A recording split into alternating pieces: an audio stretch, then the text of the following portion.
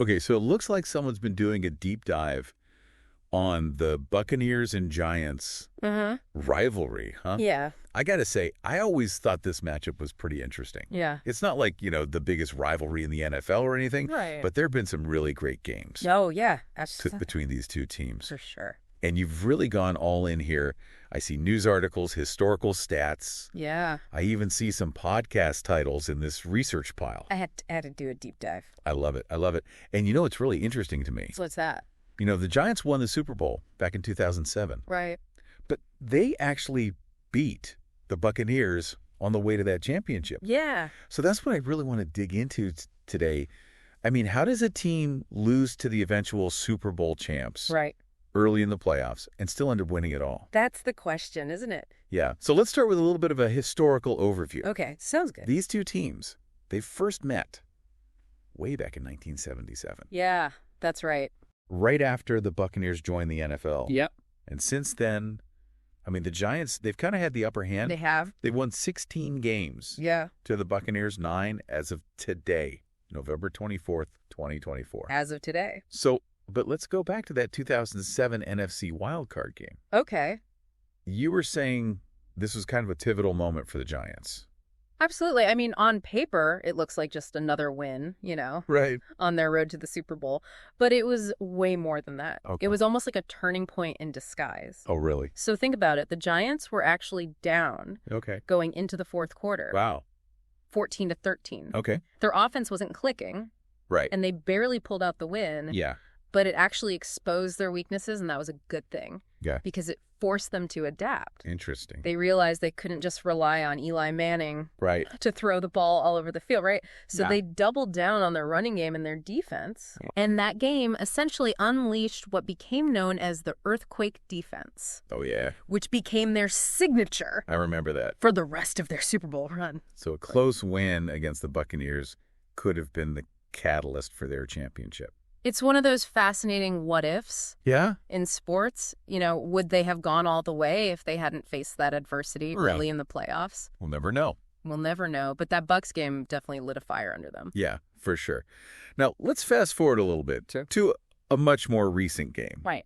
November 24th, 2024 just happened. Fresh in our minds. The Buccaneers dominated 30-7 at MetLife Stadium. Yep. What were some of your biggest takeaways from that game?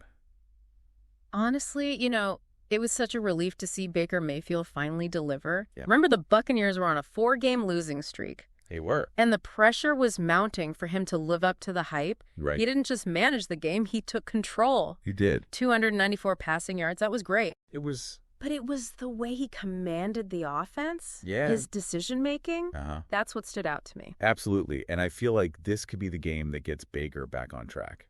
It could be a turning point for him, Yeah. and maybe for the Bucs as well. Absolutely. And speaking of players finding their groove, Yeah, Mike Evans was back from injury he was. and immediately led the team in receptions. Yeah, It's like he didn't even miss a beat. right. Evans is so reliable. He is. He's such a reliable target for the Bucs. Yeah, but you know what really impressed me in this game? What's that? The Buccaneers defense. Oh, yeah. Holding the Giants to a mere 45 yards I know. in the first half. First half, crazy. That's incredible. It's a testament to their strategy, Yeah. Yeah. The Giants just couldn't find any rhythm offensively. It did seem like the Buccaneers had an answer for everything. It did.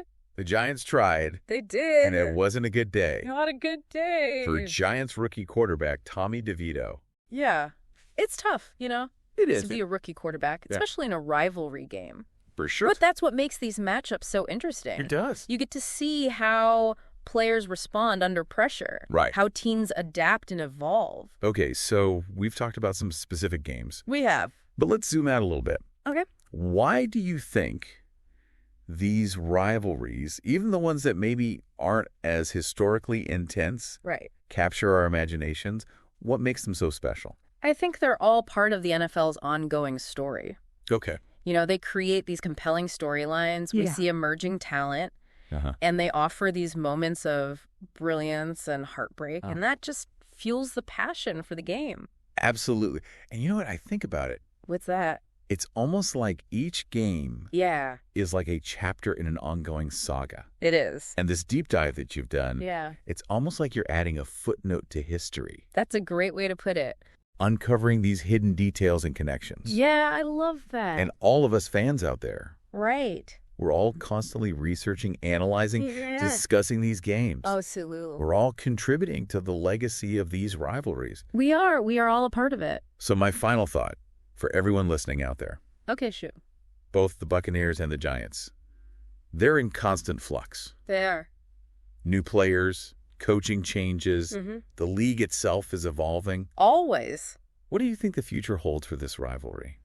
I don't know. That's the beauty of it. Yeah. You know, in a few years, we might look back at the 2024 season as the start of something really special. Right. Or maybe it's just another stepping stone in this long and winding history. It's all still to be written. It is. It is. It's exciting. It is. I love it. Yeah. Great deep dive today. Thanks for having me. And thanks everyone for listening. We'll see you next time on the deep dive. Bye. See ya. Today is your lucky day. Today is the day that our $3 website works for you, paying you directly to your PayPal daily. Imagine $3 ongoing continuous payments to your PayPal account. Imagine falling asleep and waking up to $300 in your PayPal account. How would this make you feel? How could this help you? What bills could you pay? What kind of fun could you have? What does that retirement look like now? All for a one-time payment of $3. This website is DFY done for you, fully built and completely hosted, and never stops collecting payments for you. You have spent $3 on coffee on a regular, but that coffee won't help you create multiple streams of income. Click the link below.